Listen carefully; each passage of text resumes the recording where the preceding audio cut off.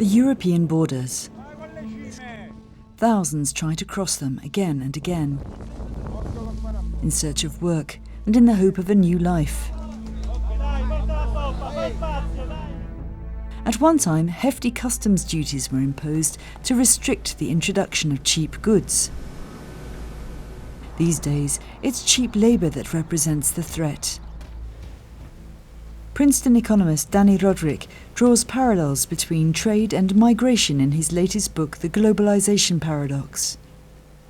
Where we are today in terms of labour mobility is where we were with the trade regime in the 1950s, because in the 1950s it was such a system of individual quotas, very high levels of trade restrictions, and as it made sense then to negotiate multilaterally some of these reductions, and pretty much everybody benefited, I think it would make sense now to put our focus on those restrictions in the labour markets.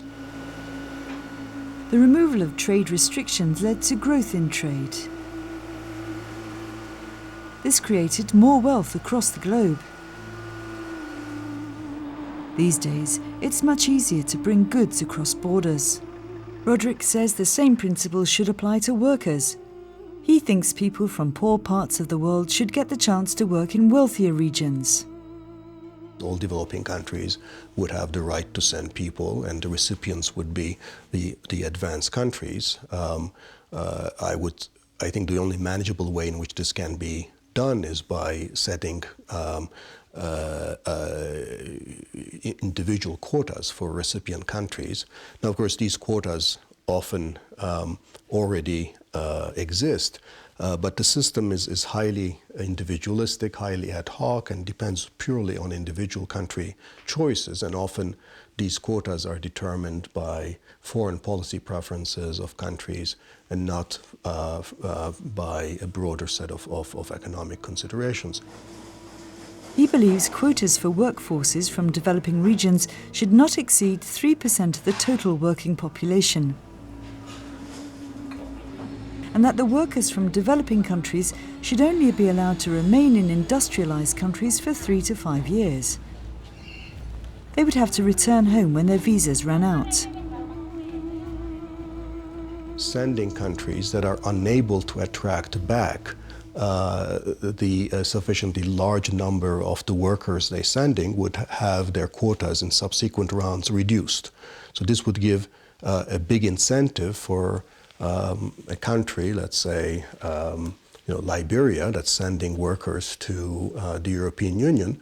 If it cannot find ways of attracting back its workers, let's say after 3 years, after 5 years, for the duration of the visa, then the second round, Liberia's quota would be reduced.